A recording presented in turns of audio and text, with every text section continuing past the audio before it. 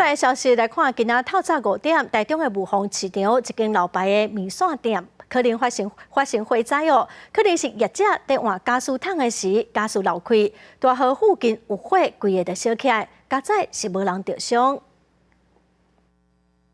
单位出火车，连面就全部烧起来。台中雾峰市场一间出名的面线店，11透早5点左右着火，消防队赶去拍火，现场是一直传出爆炸声音，1楼到2楼全部拢着火。那火差不多是透早6点左右拍花，加载无人着伤。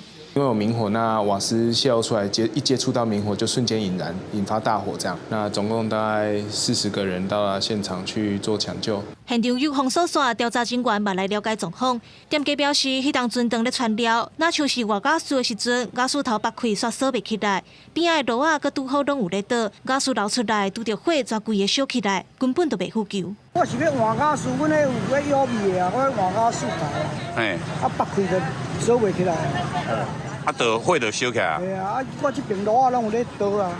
其他加速行业者提醒民众换加速的时阵，压力调整器爱反时钟甲存入去，用8成的气力就会当啊，避免伤大力、准伤暗，塑胶瓦屑袂当存久。另外嘛会当用听、用片的来判断加速有漏出来无。你如果一打开就一直有声音的话，那你就要注意了。对，那个没有锁紧的时候，你瓦斯一打开就会有声音，或者是还没用的时候就已经有闻到臭味，这个时候你就要注意是不是有漏气。面线店的员工即阵当咧无用收尾，伊个调查结束了后，上无阁爱3礼拜时间整理，才有法度阁开店。按着着火原因，详细要阁爱调查。记者尤敏峰、王良涛台中报道。